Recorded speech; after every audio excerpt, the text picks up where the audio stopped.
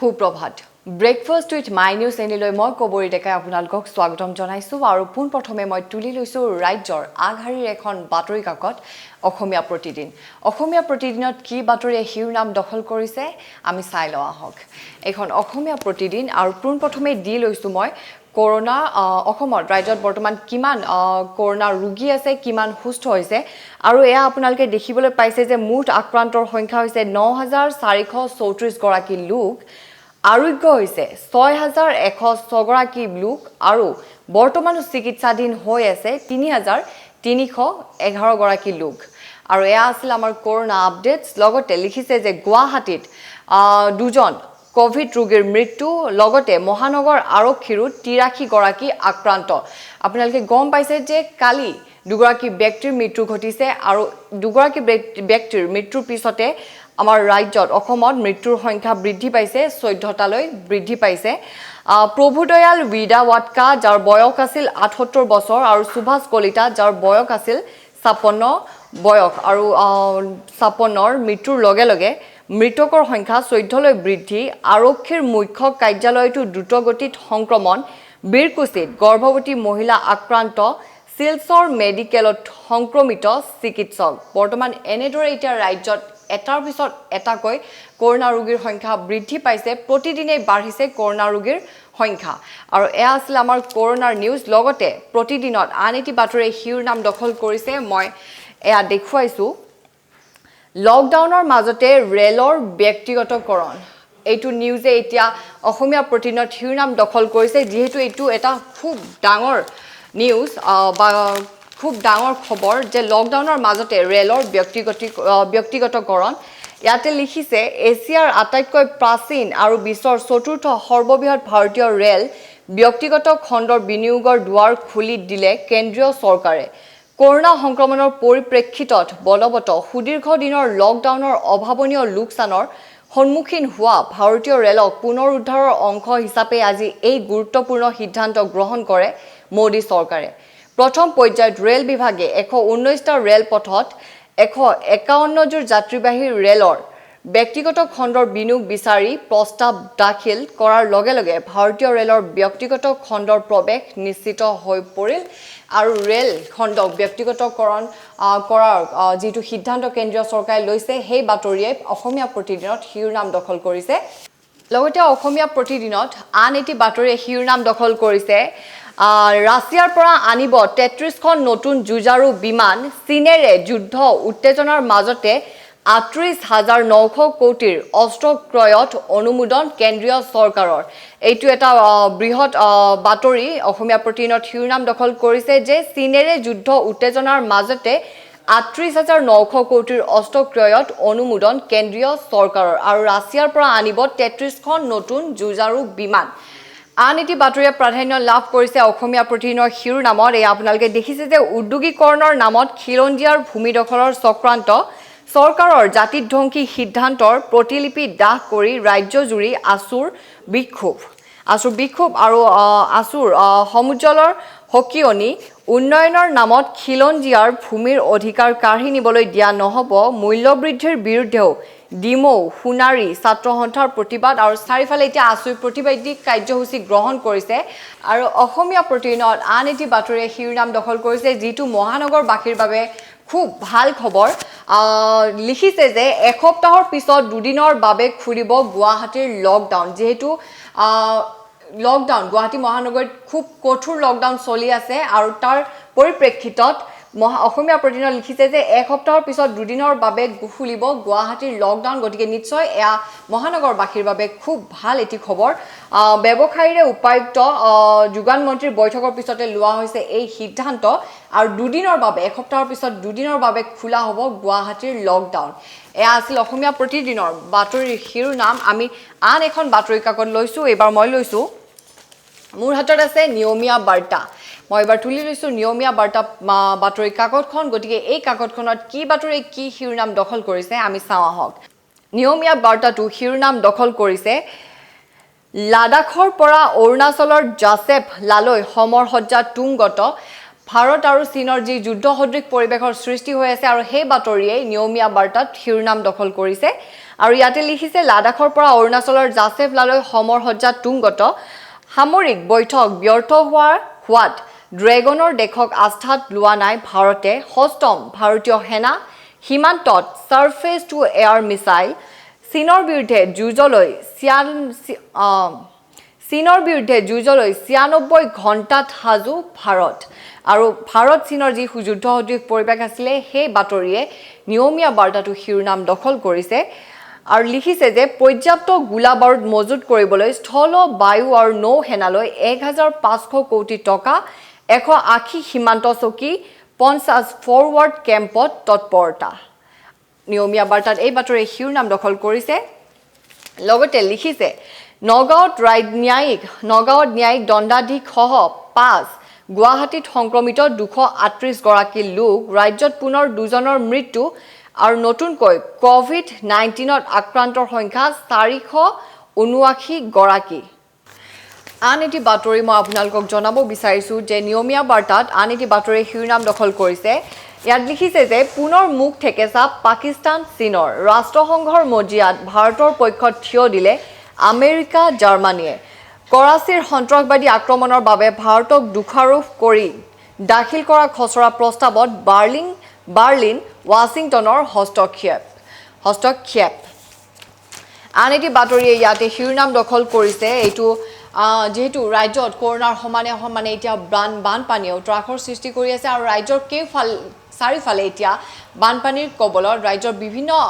জিলা এতিয়া বানপানীৰ কবলত আৰু বানপানীত ইয়াত লিখিছে যে বান বিভীষিকা কাজিৰঙাত 25টা বন্যপ্ৰাণীৰ মৃত্যু আৰু ইতিমধ্যে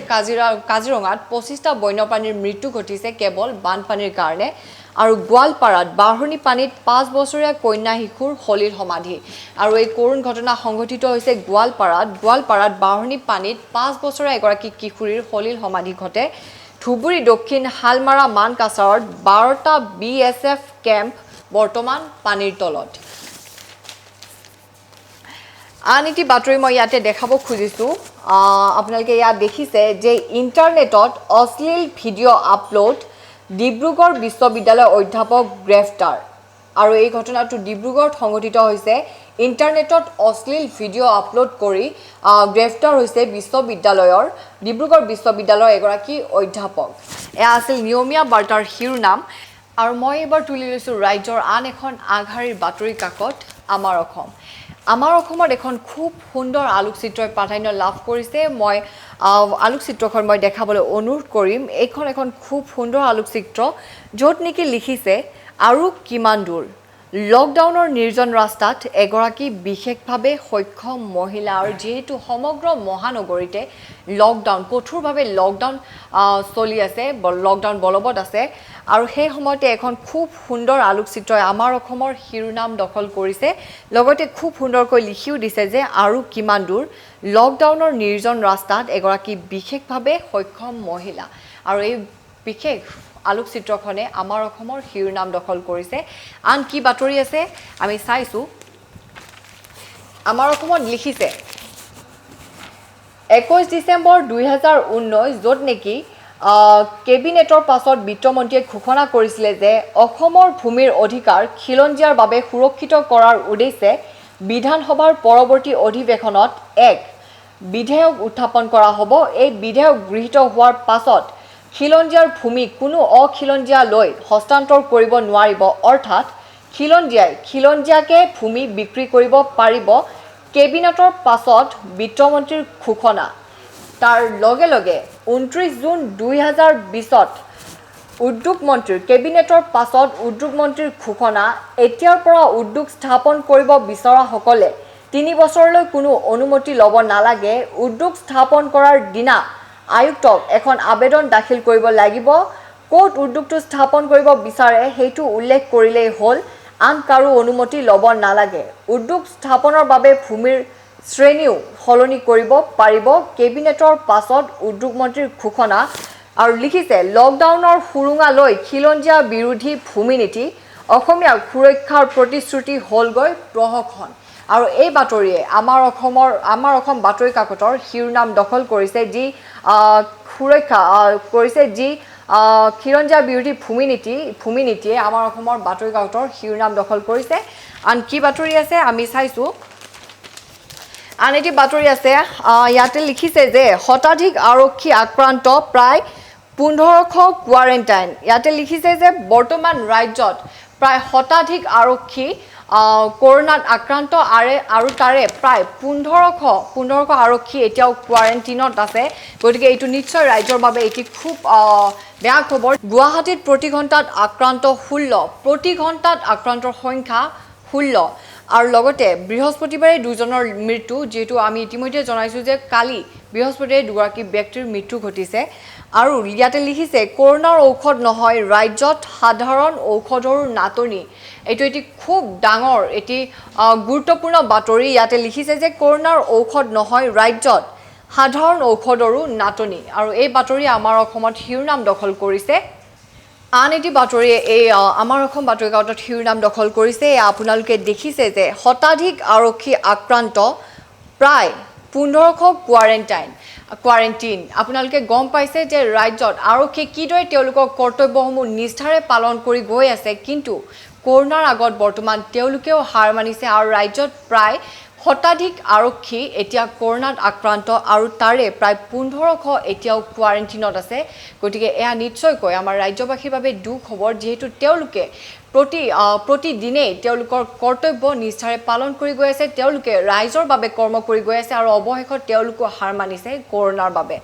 আন এটি খুব কৰুণ বাতৰিয়ে আমাৰ অসমত শিৰোনাম দখল কৰিছে দলঙৰ পৰা নৈত পৰিল গাড়ী চালক কন্যাসহ আৰক্ষী কৰ্মী সন্ধানহীন যেটো কালি সংঘটিত হৈছে এই ঘটনা দলঙৰ ৰেলিং ভাঙি নৈত পৰি গৈছিল এখন গাড়ী চালক কন্যাসহ আৰক্ষী কৰ্মী বৰ্তমানে সন্ধানহীন হৈ আছে লগতে এই ঘটনাত তেওঁৰ পত্নী আৰু তেওঁৰ জীয়ৰী ববিতাক উদ্ধাৰ কৰিবলৈ সক্ষম হৈছে যদিও বৰ্তমানো চালক কন্যাসহ আৰক্ষী কৰ্মী বৰ্তমানো সন্ধানহীন হৈ আছে আন এক বাতৰি ইয়াতে প্ৰাধান্য লাভ কৰিছে ইয়াতে এখন আলোকচিত্ৰ ইয়াতে লিখিছে যে দীৰ্ঘদিন বন্ধ জিম শৰীৰ চৰ্চা মুখ্যমন্ত্ৰীক বুধবাৰে ৰাজ্যৰ বডি বিল্ডিং সংস্থাৰ প্ৰতিনিধিয়ে সাক্ষাৎ কৰি এইলৈ উদ্বেগ প্ৰকাশ কৰে সোণোৱালৰ আশ্বাস জুলাইৰ পাছত খুলিব পাৰে জিম আৰু সোণোৱাল চৰকাৰ এইটো কৈছে যে জুলাইৰ পিছত হয়তো জিম খুলিব পাৰে আৰু এবাৰ আহিছো ক্ৰীড়া জগতৰ খবৰলৈ আৰু ক্ৰীড়া জগতত এটি খুব কৰুণ বাতৰিয়ে স্থান লাভ কৰিছে কিংবদন্তি ক্ৰিকেটাৰ এভাৰটন উইকছৰ মৃত্যু দীৰ্ঘদিন অসুস্থতাৰ পাছত ৱেষ্ট ইণ্ডিজৰ কিংবদন্তি বেটছমেন ছাৰ এভাৰটন উইকছৰ বুধবাৰে নিজ বাসগৃহত মৃত্যু হয় আৰু মৃত্যুৰ সময়ত তেখেতৰ বয়স আছিল 95 বছৰ বয়স আৰু আন এটি বাতৰিয়ে আমাৰ অসমত প্ৰাধান্য লাভ কৰিছে ইয়াত লিখিছে যে বিদেশতে হ'ব IPL ইংগিত BCCI কৰোনাৰ ভাইৰাছৰ আতংকৰ বাবে স্থগিত কৰি ৰখা ইণ্ডিয়ান প্ৰিমিয়াৰ লীগ IPLৰ ত্ৰয়োদশ সংস্কৰণ চলিত বৰ্ষত অনুষ্ঠিত বিষয়টোক অনিশ্চয়তা আঁতৰ হোৱা নাই তেনে অনিশ্চয়তাৰ মাজতে টুৰ্ণামেণ্টখন বিদেশত অনুষ্ঠিত কৰাৰ ইংগিত দিছে ভাৰতীয় ক্ৰিকেট নিয়ন্ত্ৰণ বোৰ্ডে যদি ভাৰতত IPL অনুষ্ঠিত কৰা নহয় তেন্তে ইউনাইটেড আৰব এমিৰেটছ অথবা শ্ৰীলংকাই টুৰ্ণামেণ্টখন আয়োজন কৰাৰ সম্ভাৱনা আছে বুলি ঘোষণা কৰে BCCI আৰু এয়া আছিল আমাৰ ক্ৰীড়া জগতৰ খবৰ আৰু এইবাৰ মই তুলি লৈছো দ্য আসাম ট্ৰিবিউন আৰু ইয়াতেও লিখিছে ইয়াতে বাতৰিয়ে প্ৰাধান্য লাভ কৰিছে Assam MSME law on the lines of Gujarat Rajasthan ordinances new ordinance will infringe upon land rights of people fear many circles আৰু ইয়াতে আন এটি বাতৰি আছে যে state flood situation continues to be grim death toll goes up to 34 আৰু এয়া আছিল আজিৰ